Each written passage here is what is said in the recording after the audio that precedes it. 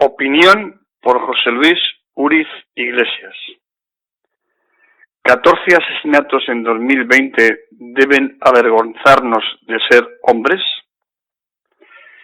Se acerca un nuevo dato sobresaltado que en lo que va de este año 2020, nada menos que 14 mujeres han sido ya asesinadas a manos de sus parejas o exparejas. Sí, asesinadas, porque el lenguaje es muy importante, en especial el de ciertos medios que crean opinión. Que en el caso que nos ocupa y preocupa se lea con demasiada frecuencia una mujer muere a manos de su pareja, causa estupor e indignación, sobre todo si, como dicen los expertos en esta lucha contra la violencia machista, resulta muy importante el trabajo sobre la educación y ahí tiene un papel fundamental el lenguaje en los medios de comunicación. ¿Cómo acabar con esta lacra? Compleja pregunta con difícil respuesta. Algo parece evidente a la vista de que la inmensa mayoría de los casos de maltrato resulta ser del hombre contra la mujer y no al revés. Parece que la culpa fundamental, o para utilizar un término alejado de la moral cristiana, la responsabilidad es del hombre. Es por lo tanto nuestra, del que escribe este artículo y también del resto que lo leen siendo hombres. Reflexionar también sobre que no solo en este campo destacamos en lo negativo, sino también en los casos de pederastia o de asesinatos en serie. Existen pocas evidencias de mujeres acusadas de delitos en estos tres campos. ¿Alguien se ha dedicado a investigar que, por ejemplo, en el caso de la Iglesia, los mayores casos de abusos se están dando entre los religiosos y no las religiosas? ¿Será porque el problema fundamental no es ya la Iglesia, sino el género? ¿O cómo es posible que apenas existan mujeres acusadas de asesinatos en serie? Somos pues los hombres los que ejercemos el maltrato, los que estamos implicados en la pederastia, en los crímenes en serie, incluso los grandes genocidios de la humanidad han sido dirigidos y perpetrados por hombres. Y no vale interpelar a esta responsabilidad con el «no me incluyas a mí, que yo no soy maltratador». Porque querámoslo o no, esa responsabilidad histórica ha sido y es nuestra. Tampoco, como pretenden algunos, alegar causas de siglos de educación de poder del hombre sobre la mujer, ni siquiera la manida educación judeocristiana para justificar lo injustificable. Por cierto, la otra religión monoteísta, el Islam, resulta aún más cruel e injusta. Especialmente en los últimos tiempos, donde la capacidad de reflexionar, de analizar y por tanto de rectificar es, si cabe, mayor que en momentos anteriores.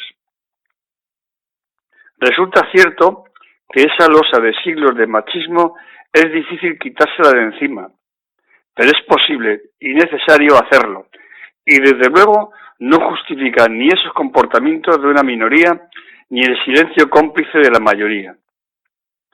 A veces me sonrojo ante comentarios, chistes, bromas y comportamientos de mis congéneres ante los que reacciono con dureza, generando, y eso es lo más grave, la incomprensión de los mismos. No me siento reconocido en ellos, ni siquiera considero que estemos hechos de la misma pasta, pero lamentablemente acabo dándome cuenta de que también aquí me encuentro en minoría. Haber escuchado alguna vez cánticos impresentables en voces unánimemente masculinas en ciertos campos de fútbol a favor de maltratadores impresentables resulta desalentador. ¿Qué hacer? Pues al menos los que aún en un mundo de autistas seguimos reflexionando y empatizando, evitar cualquier atisbo, por mínimo que sea, de machismo discriminatorio con la mujer y a partir de ahí no consentirlo en los demás. Comenzar el trabajo por nosotros mismos. Mirarnos al espejo y preguntarnos, José, ¿eres aún machista? También evitar comportamientos hipócritas. ¿Cuántos machos que participan en las manifestaciones de condena contra la violencia sobre la mujer, después en su ámbito privado la ejercen física, psicológica o discriminatoriamente? También resulta desolador para quienes pertenecemos a la generación que luchó contra el franquismo observar que esa batalla que se desarrolló a finales de los 70 y 80 a favor de la igualdad de derechos y que concienciaba al hombre evitando ver a la mujer como un objeto de posesión, se haya visto quebrada en los últimos años, quizás por una relajación en la educación de origen, en especial en el seno de las propias familias. Ver a los y las jóvenes de ahora volver a los lamentables principios de antes de nuestra democracia ayuda a esta plaga de violencia y al mismo tiempo produce preocupación y un cierto desánimo. ¿Cómo es posible que después del recorrido realizado los y las jóvenes actuales sean más machistas si cabe que nuestra generación? ¿Qué está fallando para que esto ocurra?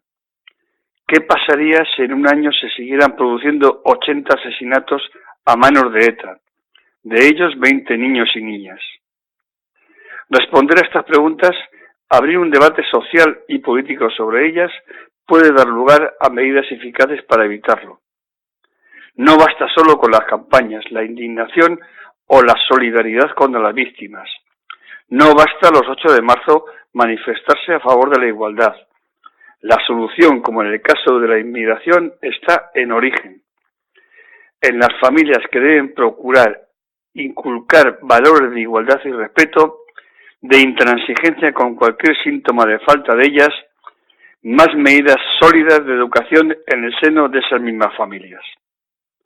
Con ETA se acabó cuando la campaña contra la violencia de los cuerpos y fuerzas del Estado, la presión judicial y la colaboración internacional se vieron acompañadas por un trabajo eficaz en la base social que la apoyaba, o sea, en el lugar de donde nace el problema.